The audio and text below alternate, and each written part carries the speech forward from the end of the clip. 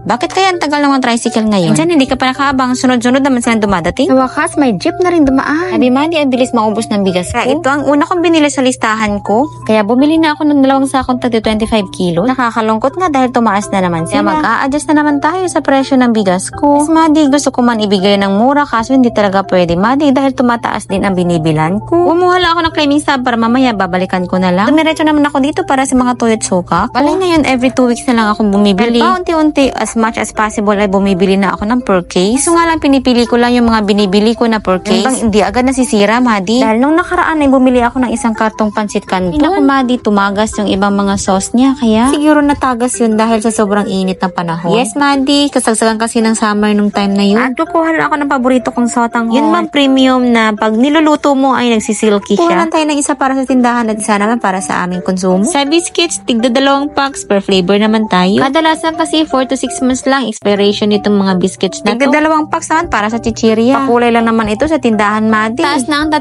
pisong tubo mo dito. Pero kahit papano, Madi, may ginagawa. Kumikilos tayo kahit nasa bahay lang ang Madi mo. At lumipat ang Madi mo sa school supplies. At na-starstruck ang Madi mo sa table study na ito. Nagandahan talaga ako sa kanya dahil marami siyang compartment. Pero alangan ako baka hindi siya magtagal. Kursunada ko sana siyang bilhin, Madi, para sa mga amo ko. Kaso wala akong masasakyan. At hindi ko rin siya nabudgetan, Madi, kaya tamang tingin-tingin lang muna tayo. Pero hindi pa rin ako makaalis-alis, Madi, dahil chinek ko pa rin talaga yung quality niya. Natok-katok ko pa nga. Makasigurado ko talaga matibay ba siya. Ko pa nga nabibili pero iniisip ko paano kung masira to. Wala si tatay para umayos nito. Makakaabala pa ako sa ibang tao. Kaya yung pinagpaliban ko na lang muna, Madi. Kailangan ko na rin mag-restock, Madi, ng mga papel ng grade 1, grade 2, intermediate, yellow pad, at kung ano-ano pa. Pero may basket naman, bakit hindi ako kumuha? Dumiretso na rin ako sa counter at kumuha na rin pala ako nito ng pamaypay. Kasi minsan walang kuryente, nahihirapan ako magpaypay sa dalawa. Nahihirap pa ako kay Maring Margie, kaya yan, bubili na lang ako ng sa amin talaga. Akala ko ay palabas na ako dito, pero bumalik din naman pala ako sa loob. Kaya nagtititingin-tingin ako ng dining table na maayos-ayos naman, tingnan. Kilala ang Chinese store sa mga low quality, kaya nagdadalawang isip pa rin ako. Tamang tingin lamang tayo dahil talagang mahina yung quality nila. Hindi pwedeng pang matagalan. Sa kabilang banda, may nakita na naman akong study table. Aba naman, likot ng mga anak ko, inuunahan ko pa lang sa isip ko na hindi talaga magtatagal to. At sa halagang 1,280 ang presyo. At ang dami pala nilang pa-table ngayon dahil pasukan na. Ang gaganda ng design, Madi, nagandahan talaga ako. Ito ang kabilin-bili na ng Elijah ko, nabibilhan ko daw siya dahil meron ang pinsan niya, gusto niya meron din siya. Aba naman. At kukulan tayo ng dalawa para tig-iisa sila para walang away. At samahan na rin natin ng paintbrush para mas masaya. Mga 3 buwan din ako walang stocks ng hotdog, Madi. At palaging walang stocks ng supplier ko kaya kailangan ko na magpanibagong supplier na naman. Hindi pwede wala tayong hotdog, Madi, dahil hinahanap-hanap na ng mga customers ko. At sa pagtatanong-tanong ko nga sa kaibigan ko, dito na ako napunta. At sa pag-iikot-ikot ko dito, marami ka pala mapipilian. At bumili lang, Madi, mo ng 2 klaseng hotdog. Kaya lang ng bulsa ng mga customers ko. At iniwan ko muna nang sa ganun na hindi ako mabigatan. Dahil nabili ko na ang lahat kailangang bili, Madi, ito na ipauwi na ang Madi mo. At dinaanan na namin ang lahat-lahat ng mga pinamili ko. Make sure, Madi, na wala kang makalimutan, ha? Gawin ng bahay, Madi, napaka-excited ng mga amo kong gamitin yung bago nilang laruan. Ako talaga sila, Madi, makapwesto kahit hindi pa ako naka-arrange ng mga pinamili ko. Tingnan mo naman sa likod. At hindi pa pahayag na konti lang yung tubig. Kailangan madami talaga. Ba naman? At ibinila naman ni Kuya Gray na bread daw ang dendraw niya. Makatotohanan ng bread yan, anak. Totoong bread talaga yan kung titingnan. Kung kaliwat kanan ang panulat ni Kuya Gray, ang Elijah ko lamang purong kanan lamang.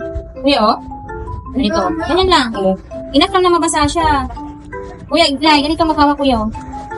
What's make? Ano? Change ka color ka brown tapos green na. Ano mo, mag-store ka. Mayo. Like ano to yun mo? Tama na yan. Yeah, may color ni Ilay ba? We need another one. Yellow. Yellow. Kung say thank you to tatay. Ito lang. Opo. Pili mama at kon. Ano sabihin kay tatay? Huwag na kunin. Galing nag-draw si Ilay. Wow! Si Ilay Gray, bread daw yan, bread. Wait lang ko ba?